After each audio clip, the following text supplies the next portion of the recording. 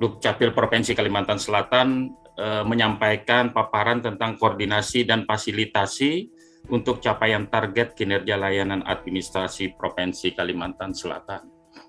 Bapak Ibu yang saya hormati, sebagaimana pertama misinya itu adalah membangun sumber daya manusia yang berkualitas dan berbudi pekerti luhur. Kemudian misi kedua, mendorong pertumbuhan ekonomi yang merata. Misi ketiga, memperkuat sarana dan prasarana dasar dan perekonomian. Misi ketiga, kelola yang lebih fokus pada pelayanan publik dan lingkungan hidup dan memperkuat ketahanan bencana. Dari 5 misi ini, yang terkait erat dan kan tugas pokok dari Dinas Dukcapil Provinsi Kalimantan Selatan adalah yang misi nomor 4, yaitu fokus pada pelayanan publik. Di sini kami sering, terutama di Kalimantan Selatan, itu sering kedatangan masyarakat yang sudakan antara Dukcapil Provinsi Kota.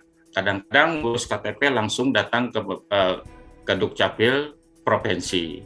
Kebetulan tempatnya berdekatan antara kabupaten, antara Kota Banjarbaru dengan provinsi. Jadi kadang-kadang sering menjadi kebingungan. Jadi sampai saat ini mungkin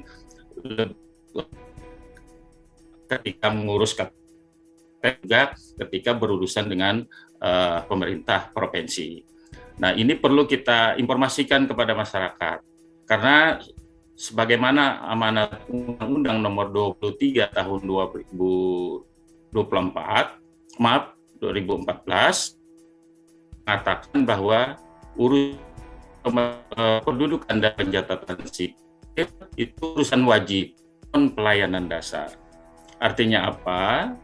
Artinya urusan kependudukan dan pencatatan sipil itu baik di tingkat pusat maupun provinsi dan kabupaten kota, setiap level-level pemerintahan itu wajib menguji tentang kependudukan.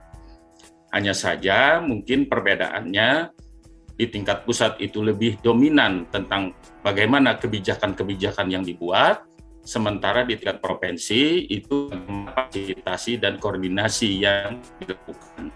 Sementara di tingkat kabupaten justru ujung tombak daripada pelayanan yang diberikan. Karena bagaimanapun juga daripada DKI kabupaten kota, maka semua kabupaten kota sudah terbagi habis, termasuk masyarakatnya. Jadi kabupaten kota lah yang melayani secara langsung, khususnya pelayanan-pelayanan publik kepada masyarakat. Jadi perlu masyarakat pahami kondisi-kondisi yang seperti itu.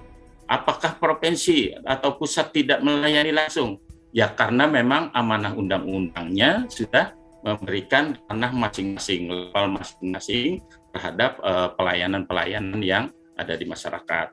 Nah, dalam hal ini kami alhamdulillah diberi kesempatan bersama Ibu Kepala Dinas Kependudukan dan Pencatatan Sipil Banjarbaru nantinya secara langsung tentang inovasi telah beliau lakukan.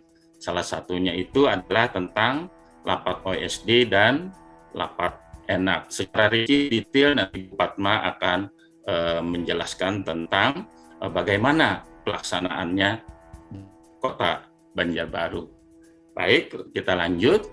Nah, dalam hubungannya Nah, dalam bagaimana pemerintah provinsi yang melaksanakan selama ini untuk memfasilitasi, maka pada tahun 2022 ini pemerintah provinsi telah melakukan khususnya di bidang pendaftaran penduduk itu pertama bimbingan teknis terkait pendaftaran penduduk, kemudian rapat koordinasi pembinaan dan pengawasan terhadap kabupaten kota sekaliman KTP elektronik dan fasilitasi terkait pendaftaran penduduk dan dalam rangka penyandang disabilitas di Kalimantan. Selatan.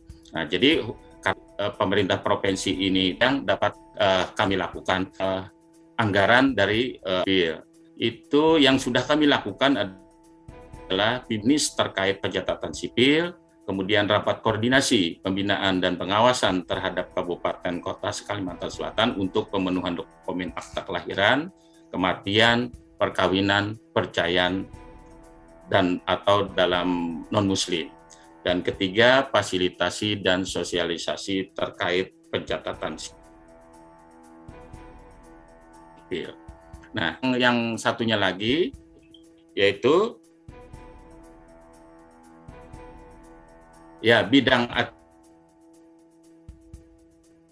yang sudah dilakukan adalah bimbingan teknis terhadap pengelolaan informasi administrasi kependudukan dan pendayagunaan data kependudukan.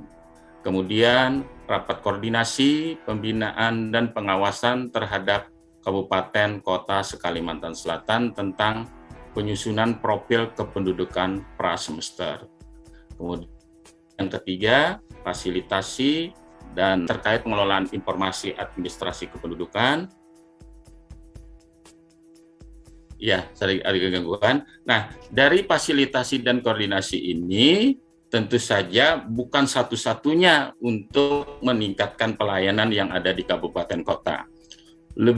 Saya boleh katakan, lebih daripada 90% itu sangat ditentukan oleh kabupaten kota itu sendiri di dalam meningkatkan ataupun membuat inovasi-inovasi sehingga pelayanan oleh masyarakat, dan itu tentu saja berada pada kabupaten itu sendiri. Nah, lanjut. Nah, dari hasil kabupaten kota, maka saya mencoba melihat ataupun mencuplik dari kelevelan yang sudah dibuat oleh dan mendapat, saya pikir ini sudah mendapat legitimasi daripada pemerintah pusat, dalam hal ini Kementerian Dalam Negeri, yaitu pada posisi 31 Oktober 2022 itu yang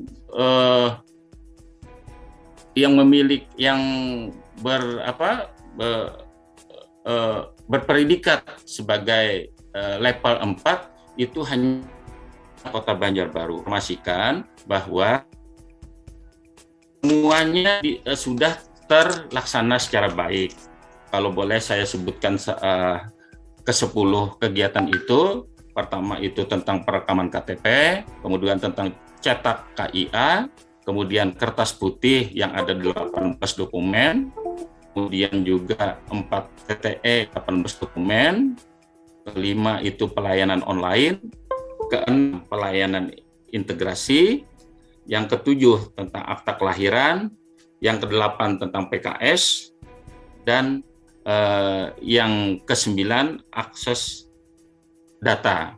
Nah, apabila 1 sampai 4 itu berada pada level 1. Seandainya yang dilakukan sudah 5 sampai 6 kegiatan itu pada level 2. 7 sampai 9 itu level 3 serta level 4 apabila dilaksanakan secara keseluruhan.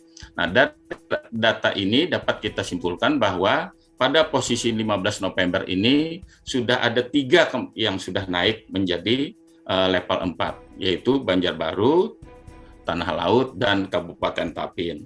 Sementara masih ada 2 kabupaten yang masih berada pada level 2, yang melaksanakan kegiatan 5 sampai 2 kegiatan. Insya Allah ini kita coba juga bersama-sama berkolaborasi nanti bagaimana kabupaten kota bisa meningkatkan pelayanan yang insya Allah ini akhirnya kita menuju kepada level 4.